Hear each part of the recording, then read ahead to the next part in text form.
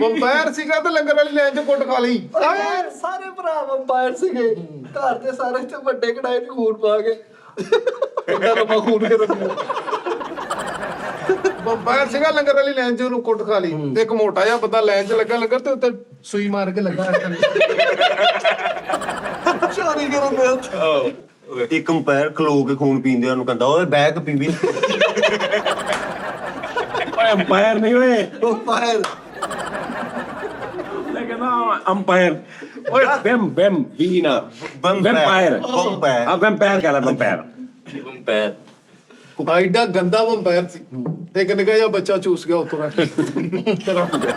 यार देख रिश्तेदार वंपायर घर रहे हैं सारे उन्होंने बच्चे भी सी ते बच्चों ने छोटे छोटे गिलास खून पा के देने ये आपके लिए बेटा है। ਆ ਦੇ ਇਹਨੂੰ ਕਹਿੰਦੇ ਹਾਰਰ ਕਾਮੇਡੀ। ਉਤਲੇ ਕਮਰੇ 'ਚ ਦਾਦਾ ਅੱਬੂ ਵਾਸਤੇ ਖੂਨ ਲੈ ਕੇ ਜਾਂਦੇ ਆ ਚੈਰਿੰਗ 'ਚ ਤੇ ਉੱਤੇ ਅਖਬਾਰ ਟੁੱਟੇ ਠੰਡੀ ਨਾ ਹੋਈ। ਨਸਵਾਰ ਰੱਖਣ ਵਾਲਾ ਵੰਪਾਇਰ ਦਿਖਾ ਤਾ ਜੀ। ਨਸਵਾਰ ਰੱਖਣਾ ਹਾਂਜੀ ਮੱਛਰ ਖੂਨ ਵਾਲਾ ਲੈ ਕੇ ਨਸਵਾਰ 'ਚ ਰੱਖ ਰੱਖਦੇ ਆ। ਪੀਂਦਾ ਨਹੀਂ ਸੀ। 3-4 ਮੱਛਰ ਵਿੱਚ ਰੱਖੇ ਖੂਨ। ਇੱਕ ਹੋਰ ਅੰਪਾਇਰ ਨੂੰ ਕਹਿੰਦੇ ਆ 8 ਗਲਾਸ ਖੂਨ ਦੇ ਪੀਣੇ ਚਾਹੀਦੇ। ਹੋਰ ਵੰਪਾਇਰ ਨੂੰ ਕਹਿੰਦੇ ਕਹਿੰਦਾ 24 ਘੰਟੇ ਚ ਕਮ ਸੇ ਕਮ 8 ਗਲਾਸ ਖੂਨ ਦੇ ਪੀਣੇ। न्या नहीं पिया करो। ਭਾਜੀ ਇੰਨਾ ਵੰਪਾਇਰ ਸੀਗਾ ਇੰਨਾ ਬਲੱਡ ਪੀਤਾ ਉਹਨੂੰ ਉਲਟੀਆਂ ਤੇ ਪਾਣੀ ਆਉਣ ਲੱਗਾ।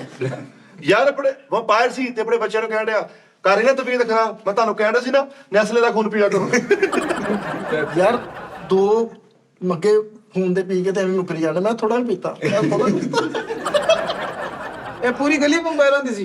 ਅੱਛਾ ਕੁੜੀਆਂ ਵਾਲਾ ਖੂਨ ਮੰਡੀ ਦਾ ਲਈ। ਅੱਧਾ ਬੰਦਾ ਪੀ ਕੇ ਤੇ ਅੱਧਾ ਟੱਕਿਆ ਕਹਿੰਦਾ ਬਾਅਦ ਚ ਪੀ ਲੈ। ਅੱਧਾ ਬੰਦਾ ਪੀ ਕੇ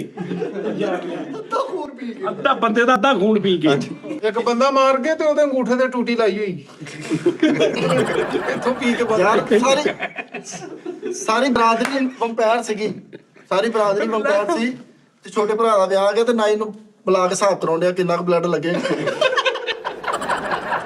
ਭਾਜੀ ਬੰਦਾ ਮਾਰ ਕੇ ਤੇ ਖੂਨ ਸਾਰਾ ਪੀ ਗਏ ਤੇ ਇੱਕ ਕਾਲ ਪੈ ਗਿਆ ਤੇ ਪਿੱਛੋਂ ਬੰਦਾ ਲਪੇਟ ਖੂਨ ਕੱਢਣ। ओ यार सारी गली